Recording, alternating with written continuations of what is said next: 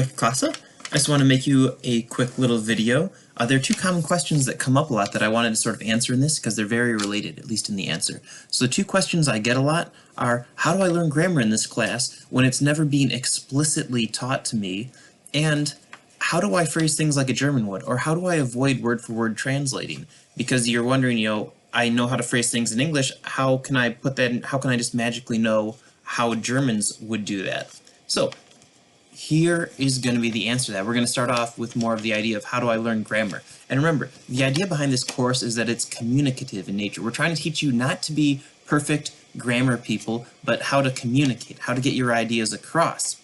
And so in this class, it's meant to immerse you in German. Think about it like when there's a baby. The baby doesn't have a book and a language teacher, doesn't memorize flashcards. But a baby is immersed in the language. It's hearing it every day, and the baby learns by imitating.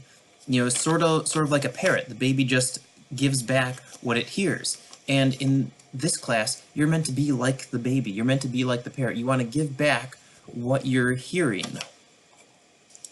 One thing you might have to do is read into the questions a little bit more closely. It's one thing, to go through your assignments like this right here and just go through it fast and think, okay, yeah, I know what they're saying, but pay attention to all the little things. Like up here, we have V gates, but down here it's just gate, but then here it's gates again. So instead of just skimming over that and saying, oh yeah, I know what's going on, they're saying how they're doing, take a look at those things and search for patterns in there, search for differences, say, hey, I can see that this is different. Instead of just skimming over it and hearing the word gate and hearing the word gates a lot and using whichever one sounds better at the time, take a look and see differences and see if you can figure out why the difference exists. So like here, we see V gates being used in a question, V gates being used in a question. So that might be telling us, oh, look, we're going to use that when we're questioning.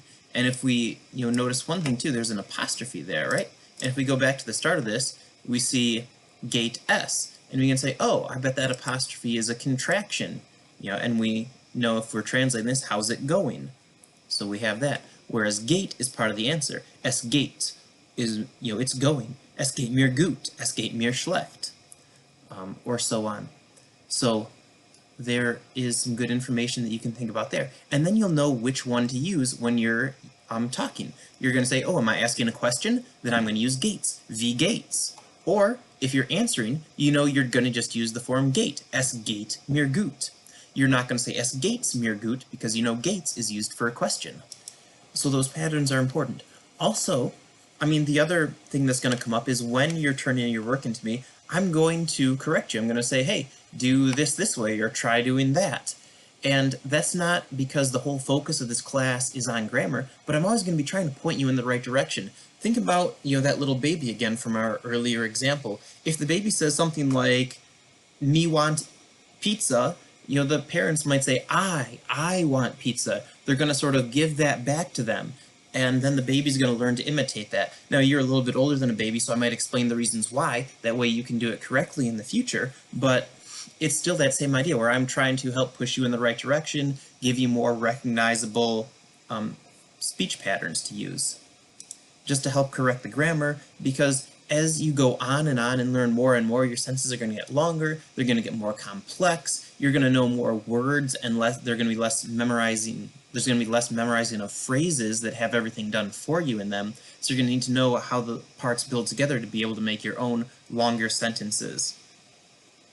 So then, as we move on, the second example I wanted to show you with is in here, and we're going to pay attention to the word heißen.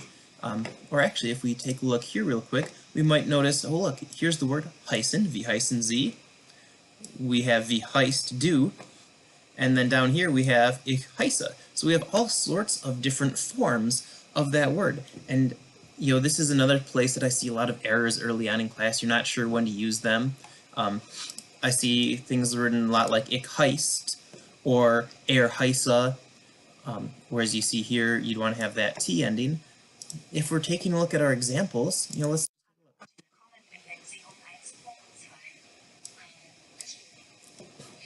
here we have wie heißen Sie.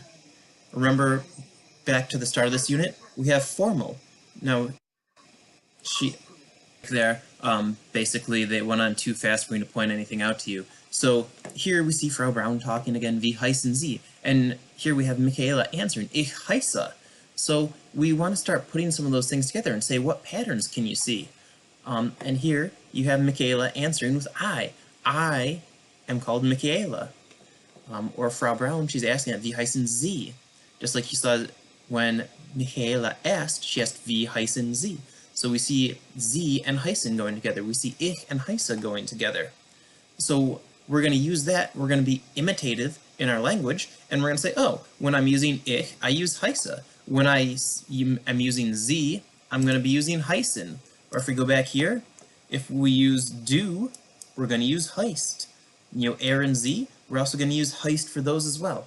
And those little endings can be tricky, but if you put a little thought into it and look through all the examples and look through them carefully, you can definitely start picking out those things on your own, and the more you do that, the more you're going to get used to it. Remember, your idea, your goal is just to imitate. So here we're just imitating the fact that when we see do, we have that T. When it's ich, we're going to have that E. The other big thing that comes up is we're going to want to be imitating the forms we see and hear. So one thing that I think happens early on in the semester to a lot of people that throws them off a little bit and can be difficult is you start translating some of the ideas word for word in your head. Like wie heißen Sie? We saw in this little situation here that the girl asks wie heißen Sie, and then the teacher gives her name. So you think, oh, how would I say that in English? What's your name? And perfect, right? We have 3 words. What's your name? But German, is different. It phrases some things differently than we would in English. Sometimes it uses different words that we would in English. So especially when you're being given a phrase in your vocabulary, you don't want to think word for word translating. You want to think meaning to meaning.